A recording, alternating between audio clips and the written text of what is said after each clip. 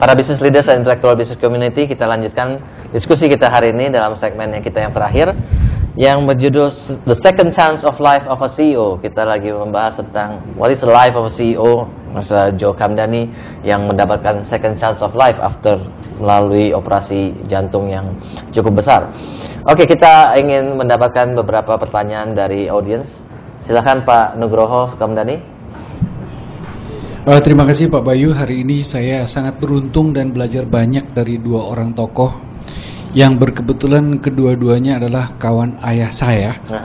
Dan punya kemiripan luar biasa. Kalau Pak Joe Kamdani namanya hampir sama dengan ayah saya, Pak Sukamdani. Kalau Pak Hari Darmawan rambutnya mirip dengan saya, tapi sudah barang tentu pengalaman hidupnya berbeda sekali. Saya masih jauh Pak. Yang saya ingin tanyakan kepada Bapak, kebetulan saya tadi mendengar Pak Hari, kemudian saya juga compare dengan Pak Joe, dua-duanya itu sangat bersyukur terhadap hidupnya. Sayangnya kita ini yang muda-muda Pak, kadang-kadang tuh paling belakangan bersyukur gitu. Nah, tanpa harus mengalami kejadian begitu gawat seperti Bapak, bagaimana nih caranya supaya bersyukur dulu lah begitu. Be happy for what you have and enjoy it begitu. Oke. Iya. Baik, pertanyaannya bagus sekali Pak. Jadi kita nih yang muda-muda ini, especially ya kita hadapi sekarang Pak ya di masa downturn ya di tahun 2009 yang akan kita hadapi, kita pasti worries. Dan worries kita mungkin sebenarnya nggak seberapa dibanding worries mati atau hidup begitu ya. So bagaimana, dan you have gone through that. I believe you also have worried lah Pak gitu ya.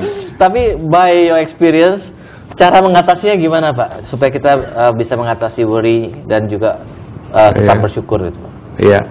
Nah, karena sekarang Anda itu sudah dengar atau melihat apa yang kami sebagai senior melakukan, dan saya juga pada waktu umur Anda tidak melakukan, bahwa saya itu seakan-akan merasa kuat, merasa Superman, I don't care about what is God gitu ya. Itu ternyata saya tidak tepat begitu. Karena ada suatu hal, katakan hal yang tadi between life itu, saya tidak punya kuasa dan saya harus bergantung sama dia. Tapi daily, on a daily tadi we make a living by what we get. Yeah, we make a living by what we get. So be grateful. Yeah, but we make a life by what we give. Yeah, not me saying this, but Winston Churchill is saying this. Ya, nah itu juga saya lihat berlaku buat kita ini. Ya, so hidup kita itu berarti kalau kita juga melakukan sesuatu buat orang lain. Sebagai leader itu sungguhnya kita itu hanya pelayan loh. Jadi sering kalau di manajemen kita itu saya bilang, kamu leader jangan jadi tepekong ya. Tahu tepekong ya? Tepekong itu patung di kelenteng tadi yang disembah-sembah gitu. Itu kalau kamu jadi leader begitu payah kita. Kamu harus serve, bahkan saya bilang kalau perlu itu struktur organisasi dibalik, kamunya sebagai presiden direktur di bawah, ininya di atas. Tapi gajinya tuh yang paling besar. Gaji itu tergantung tanggung jawab. And risk taking ya. Jadi everybody is proportionate gitu ya. Jadi itu. Nah, jadi saya lihat memang pengalaman itu pembelajaran. Tapi coba jangan selalu dari pengalaman sendiri. Ambillah pembelajaran dari pengalaman orang lain karena dia sudah bayar harganya. Jadi in short Pak, sering-sering datang ke acara CEO Reference Pak ya, untuk belajar lebih banyak lagi gitu Pak. Oke, ada pertanyaan dari belakang, silakan. Ibu siapa namanya Ibu? Susi Pak. Ibu Susi. Bayu, terima kasih Pak Jo. Sebetulnya saya merasa bahwa saya orang yang paling beruntung karena saya memiliki guru dan mentor seperti Pak Jo. Saya kenal Pak Jo dari tahun 93 dan saya belajar banyak dari pengalaman beliau memimpin perusahaan dan belajar karakter terutama. Dan saya tersentuh dengan pengalaman hidup mengenai second chance of life. Bagi saya pertanyaan yang paling krusial mungkin pada saat ini untuk direnungkan adalah what is the meaning that Pak Jo want to add in his second chance of life as a CEO, as his posisi yang sekarang ini, peran yang sekarang ini Pak Jo emban di dalam second chance ini, apakah dia akan melakukan do the same thing in the same way, do the same thing in different ways, will do the different things in different ways, or what else? Karena itu akan menentukan the second chance ini akan membawa kami yang muda-muda ini kemana.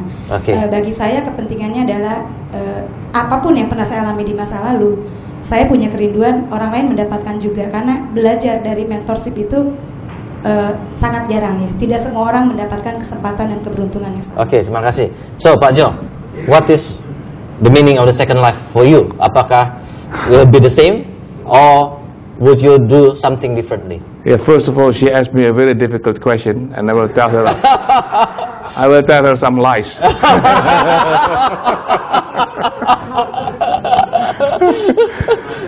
Nah, gini ya. Don't expect from me, or I am not expecting myself, given the second chance of life, to change my life. Jadi misalnya, not even second life, change your life. I do things better, but not change my life. For instance, saya untuk jadi seorang padri sukar sekali.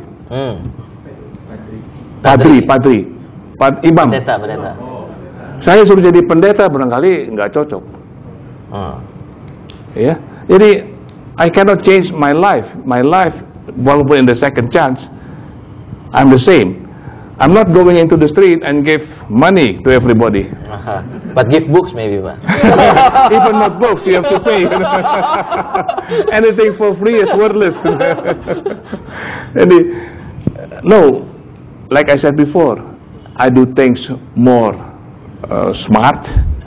Yeah, I do things more bijaksana. What is bijaksana itu? Wise. More wise. Yeah. And maybe yang kelihatan berbeda, I'm more calm than before.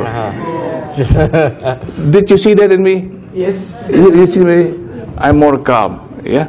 But not change my life. You mean you take things easier now? Yang nggak terlalu stress, demanding anymore itu? Yeah, that is expressed in my daily routines. I now start at the office at 10:30 and come back home at 2 o'clock. So that's every day. Are you still going to Kalimantan or to Ini climb the mountains? I still wish. I still wish. Jadi saya lagi tanya dokter saya kapan saya boleh diving lagi. Ya, jadi it's still me, but as I mentioned before, I'd like to do things better, wiser, lebih bijaksana, lebih sabar ya, dan lebih membimbing pada anak-anak itu. Karena like my book says ya, I like to have people to be successful. Yeah, especially in our company, I like them to be successful because if they succeed, they make me successful. If they fail me. So, jadi ada satu kewajiban buat kita, bukan karena kebaikan, tetap aja karena interest kita to succeed. We make you successful. If in my company, my staff are failures, they fail the company. Dan saya juga bilang, satu orang yang kerja dengan baik, tidak berarti perusahaan itu baik. Karena harus setiap orang, setiap fungsi tadi, baik dalam fungsinya. Ya, kalau satu saja saya baik atau ekstra baik, it doesn't mean anything. I'm worthless by myself. Yeah, I can only be more meaningful with somebody else. I have 900 or over 1,000 staff working for me. Baik Pak Jo. Because of time, we have to make a summary. So, business leaders and intellectual business community, kita belajar banyak hari ini dari pengalaman Pak Jo having second chance of life, ya. Ya, seperti Pak Jo katakan, kita perlu belajar dari pengalaman orang lain, jangan hanya berdasarkan pengalaman kita sendiri, karena mungkin sebagian dari kita pikiran tentang hidup dan mati belum terlintas dalam pikiran kita. Kita masih berpikir itu urusan nanti, saya masih belum tua.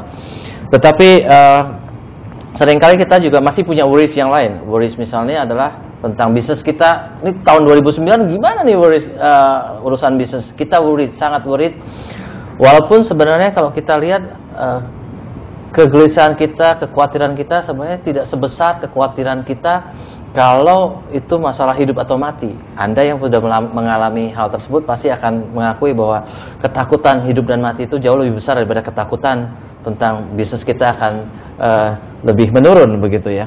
Dan masalahnya adalah kalau kita sudah khawatir akan sesuatu, kita memikirkan itu akan menjadi besar, disproportionate, lebih besar dari yang seharusnya dan membuat kita depresi. Ya, saya sendiri juga mengalami hal tersebut ya, karena dicurangi oleh partner, saya menjadi depresi. Tapi kembali kalau kita put back all the view dalam perspektif, kita bisa melihat bahwa ya, kekhawatiran itu mungkin tidak sebesar itu yang seharusnya ya. Jadi kita harus membuat kekhawatiran itu pada proporsi yang sebenarnya. Kekhawatiran yang lebih besar seperti kekhawatiran hidup dan mati itu sudah pernah dilewati oleh Pak Jo dan sudah bisa dilampaui. Dan ternyata kalau kita melihat sesuatu kekhawatiran dari flashback, ternyata banyak kekhawatiran kita yang berlebihan, yang tidak pada tempatnya, tidak disproportionate ya. Jadi apa yang kita pelajari hari ini mudah-mudahan bisa menjadi hadiah berharga bagi Anda di ujung tahun 2008 ini, dan menjadi renungan akhir tahun yang bisa memperkaya hidup Anda dan menjadi bekal hidup Anda di tahun-tahun berikutnya. Saya Dr. Bayu Prawirahi, Executive Director dari Intellectual Business Community, mengucapkan selamat tahun baru kepada Anda dan semoga sukses di tahun mendatang.